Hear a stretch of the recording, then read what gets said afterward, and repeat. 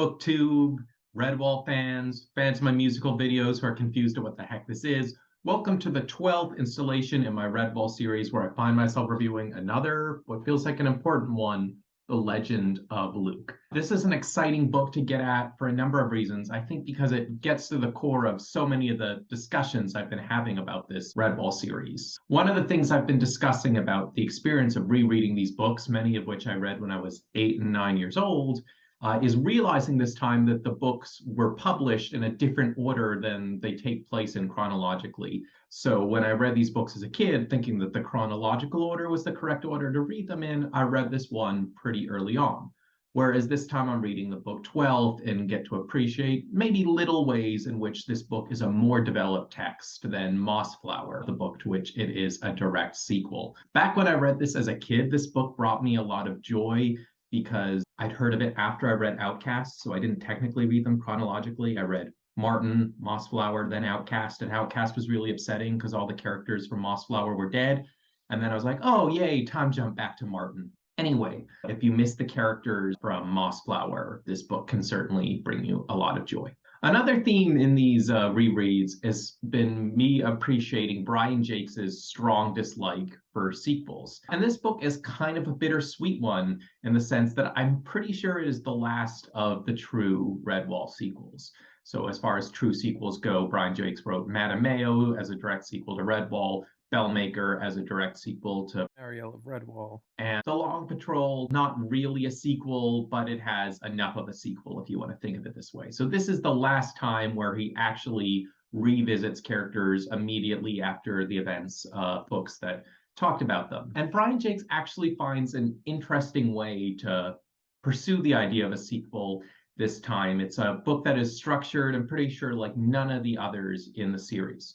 So while all Redwall novels are split into 3 sub-books, book 1, book 2, book 3, The Legend of Luke is an isolated tale told only in the extended book 2. Book 1 is called Martin, book 2 is called Luke, and book 3 is called A Warrior's Legacy. So books 1 and 3, Martin and A Warrior's Legacy, are less like full-on books and more like an extended epilogue and prologue for the meat of the story, which is book 2, The Legend of Luke. One could say of the books 1 and 3 parts of this that this unfortunately feels a bit like a Disney direct-to-video sequel, and not necessarily like one of the better ones, like The Lion King 2, but more like Hercules 2, where it just feels like, you know, the characters are hanging out and there's not much of high stakes going on. You just get to meet them.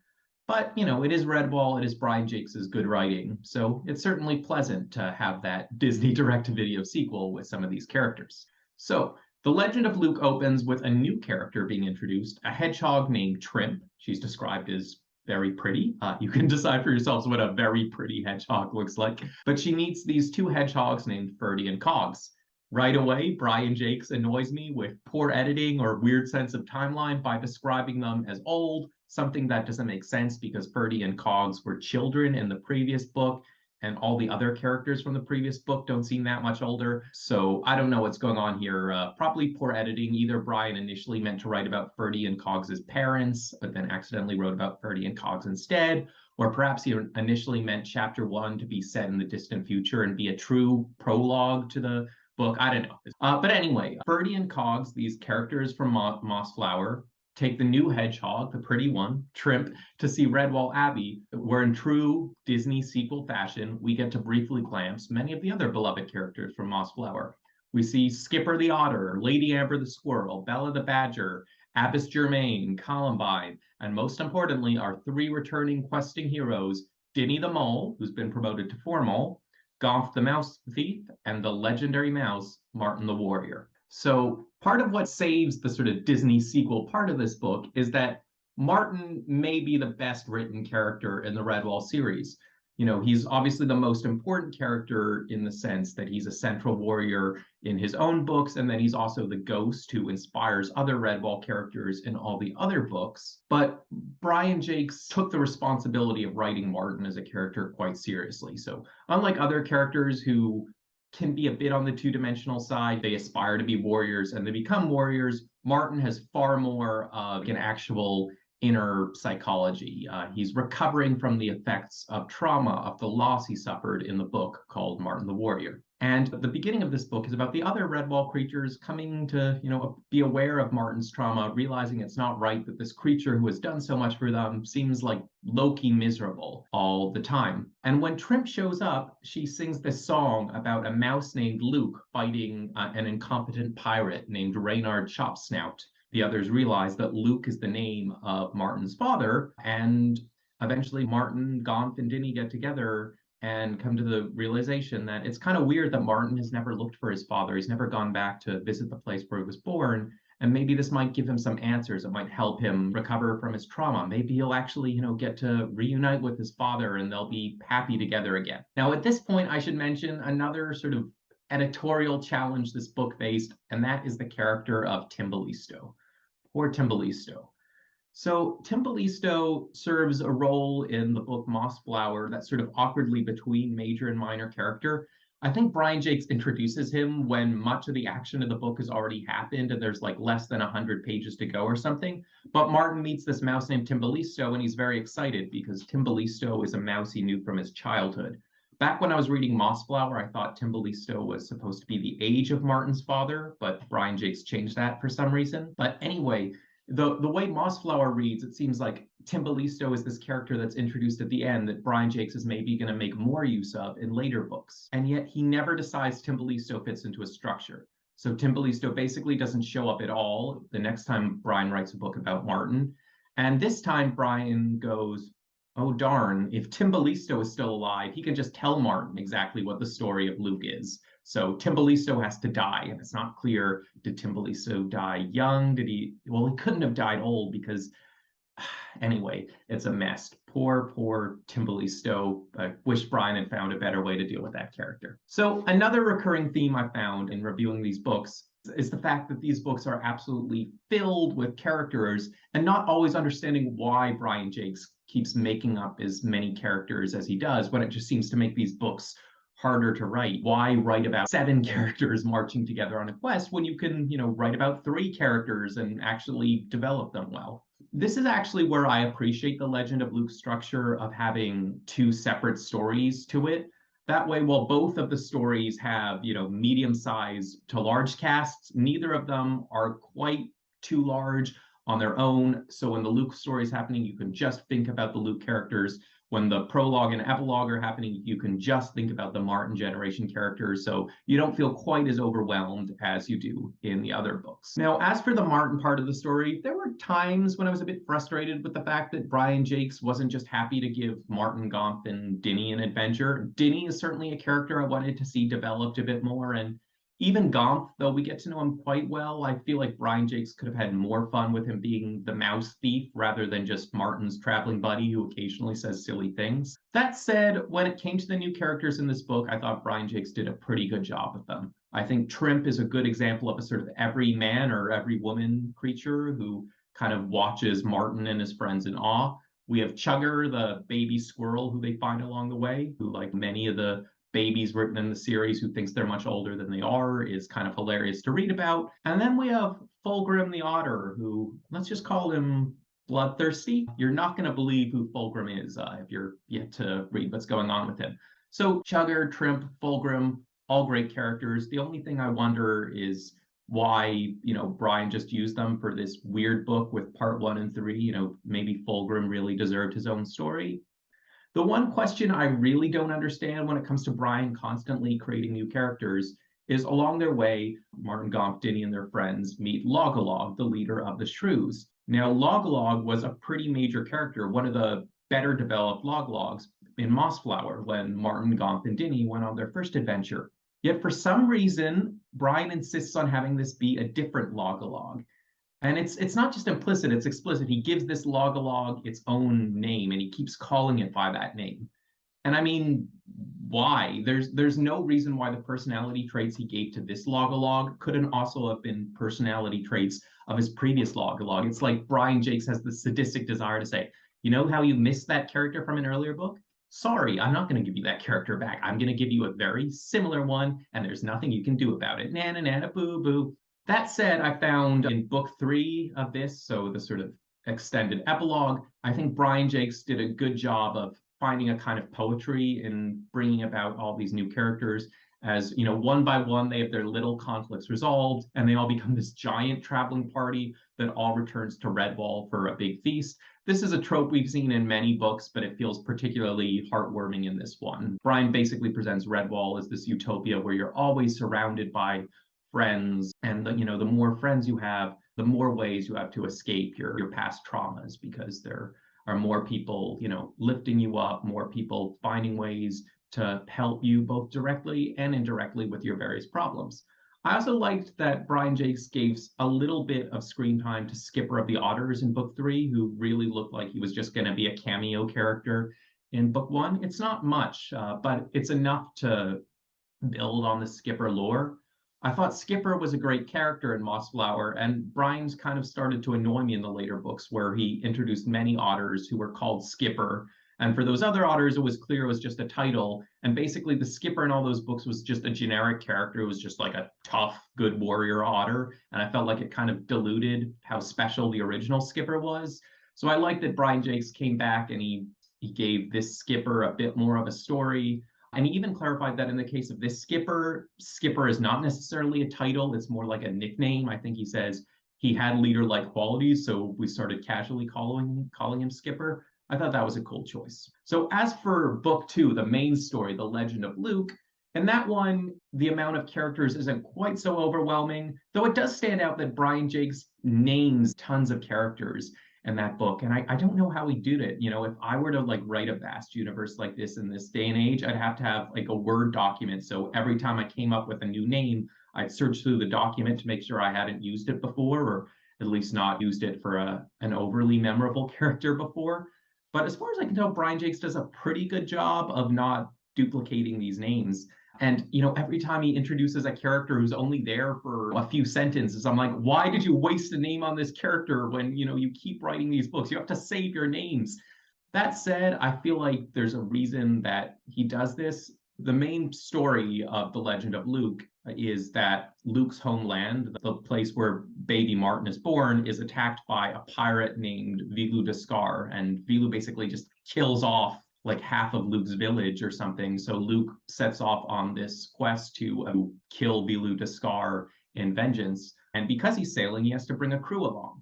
And on the one hand, we don't necessarily get to know the members of this crew really well. I couldn't tell you what the personality of Cordell Little Cull or Deno or Dulam, but Brian is kind of saying, everything is a collective effort. Every collective effort is brought about by real people. Every real person has a name, and every real person or mouse has a story. Just because I don't have the time to tell you doesn't mean it's not worth mentioning that Deno and Dulam were there all along and deserve to be remembered. And fair enough, that's a choice I really identify with on Brian's part.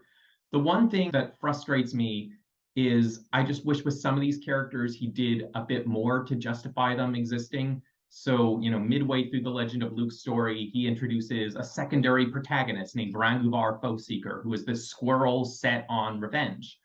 Now, one thing he could have done with that is, revealed at some point that Ranguvar was separated from her husband and son, who would be Barkjohn and Feldo. So it would kind of make sense that we're having yet another squirrel in the series with this personality, because she's connected to another squirrel in the series with this personality. And the fact that Martin and Feldo, who fought together, would have this unknown backstory where their mother and father also fought together, that would have been a cool choice. But instead, Brian is like, no, I'm just going to introduce the millionth badass character, and you're barely going to get any time to know her, but I don't care. Here's another cool name, Ranguvar Foeseeker. A final recurring theme in these videos has been the question of Brian's authorial intent, and specifically around the question of, are Redwall books just simple, old-fashioned tales in which good is good and bad is bad, or is there more moral depth and nuance to them? On the one hand, many of the books seem to really tease at, more complex moral themes. On the other hand, lots of these themes seem to end suddenly and anticlimactically in a way that doesn't make sense. And Brian Jacques, for the most part, has always said publicly, no, my stories are simple tales of good and evil because that's how children like them. There is no moral greatness in his stories. So it makes me wonder, is, Brian Jacques just such a good descriptive writer that it's easy to read all this intent in him that was never there? Or was there just a lot of subtler things in his stories that he didn't feel like sharing in public interviews. So as I read this book, I was thinking about it in relationship to the other two books we've seen in which Martin the Warrior is a living character. And it really feels to me like the message of these books is that there's more to being a great warrior than simply being a talented fighter. So in Mossflower, Martin goes out on this quest to find this great warrior, this heroic figure named Bor the Fighter. But while Bor the Fighter, I guess, fixes Martin's sword, he doesn't actually help Martin with the main problem. Bor the Fighter decides to basically kill himself in this futile battle against some sea rats instead of actually traveling back with Martin to Mossflower and, helping with the War of Liberation against Sarmina. So in other words, Bor sort of puts his personal vendetta, his personal desire for revenge against the sea rats over sort of more holistic sense of what it means to be a hero, what it means to do the right thing. We see a similar phenomenon in Martin the Warrior, a book in which Martin is contrasted against Feldo the Squirrel because Feldo becomes more obsessed with vengeance than justice. And in that book, Brian is pretty overt that is an intentional theme because he contrasts Feldo with a mouse named Brome, who at one point explicitly calls out that simply wanting to avenge people isn't loving them. That's a selfish, personal goal. So it really seemed like when Legend of Luke came around, that what you're supposed to realize is that Martin's internal trauma and tragedy only gets worse because he spent years admiring this father, the father who gave him the sword, the father who told him, son, you don't just use the sword whenever. A great warrior uses their sword sparingly. A great warrior is concerned with others. It's not just about being a great fighter.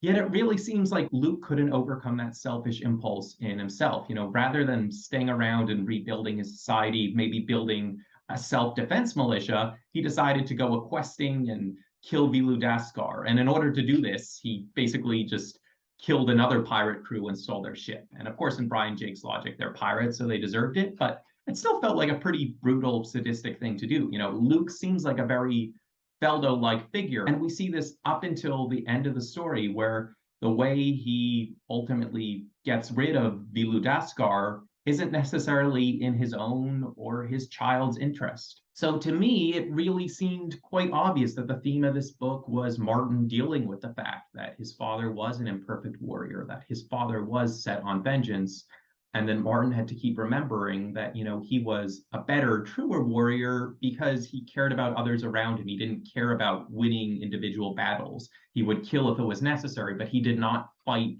for killing's own sake. Yet in the explicit text of this book, it doesn't seem to say that at all. As soon as the story of Luke ends, rather than being traumatized by the ways in which he is not like his father, rather than being angry at his father, Martin just goes, I would have done exactly the same thing as he did if I were in his shoes. So again, it makes me wonder, is Brian Jake saying there is a right way to be good and a less right way to be good? Is he saying that sometimes good people can be too set on vengeance? Or does Brian just subscribe to this simple logic that anything good characters can do? There's no such thing as disproportionate killing in the name of good. There's no such thing as wrong-headed vengefulness in the name of good. There's another little scene in this book where Brian himself seems to be confused. So Verg, who is Luke's first mate, and not so much a warrior, sort of like a loyal mouse who's following his friend around, is traveling with Bo, who in typical Redwall fashion is a silly but militaristic hare. And Bo and Verg overhear some of Vilu Daskar's crew being tortured by Vilu Daskar. And Brian writes at one point, Verg and Bo had no sympathy for pirates. Now, a couple of lines later, he realizes that this doesn't make sense. It might make sense for Bo to have no sympathy, but for Verg, who's a more relatable, normal character, one might think he would be disturbed by torture, regardless of who the victims of the torture are. And indeed, a couple of sentences later, Brian does have Verg say a thing, that's a pretty horrible thing to do to someone, and then Bo dismisses it. But clearly in that moment, Brian was confused. Are good guys okay with any kind of pain being inflicted on bad guys, or as part of what it means to be a good character to have higher standards? Is part of the message of the book that Martin might have wished to have more of a real relationship with Luke, but he's blessed that he ends up instead getting to have a more indirect father-son relationship with this gentler but equally brave mouse named Verg. So yeah, that's essentially the tension at the end of The Legend of Luke. This book does include an epilogue written supposedly by Abbess Germain. And while it doesn't hint at the themes I'm talking about, it possibly vaguely goes in that direction. Firstly, Abbess Germain mentions that at the end of this quest, Martin puts down his sword for peace, a part of the lore that had been referenced in previous books. She also mentions that Martin has recovered a part of cloth, which, years in the future will become the Redwall tapestry. And it turns out that the mouse on this cloth, because Martin found it, is not Martin, but Martin's grandfather, who is also named Martin. And this is a funny idea. A few books ago in the Pearls of Lutra, when we're in the future and talking about the character Martin II, there are these funny scenes where characters would talk about seeing Martin in the dream, and they're like, not you, Martin, we mean like the real Martin, the ancient Martin, the Martin you're named after. And it's kind of funny in this book where it's saying, even the real Martin is not the real Martin. He was also named after this great warrior who is even older than he is. So in that moment, it doesn't seem like the book is saying that Martin shouldn't aspire from Luke. If anything, it's saying that there will always be heroes farther back in history. So Martin could look up to Luke, Luke could look up to his father Martin, etc., etc. And that doesn't sit so well with my reading, because my reading is this Martin as a kind of special character because he is a good warrior without that blood wrath, without being overly focused on revenge. Whereas the message seems to say, no, this whole line of warriors, they're all equally good. There's nothing flawed in there. But yeah, I suppose a fun thing about The Legend of Luke as a book were the various ways in which it filled in Redwall lore, whether it was that thing with the tapestry, putting down the sword, adding a bit more of a backstory to the position of Skipper of the Otters. There's even an explanation about the ongoing issue of St. Ninian's Church. In the very first Redwall book, there was this church called St. Ninian's, which quickly became awkward because Brian Jacques is very much committed to having these be secular books. So in this book, he finally comes up with a funny explanation for why someone in this world where Christianity doesn't exist could be called a saint. So let me know your thoughts on The Legend of Luke in the comments below. Regardless of these possible disagreements between myself and Brian, I still very much enjoy reading his prose and look forward to reading another prequel book, Lord Brocktree, in the near future. I'm Zach Morgenstern. See you next time.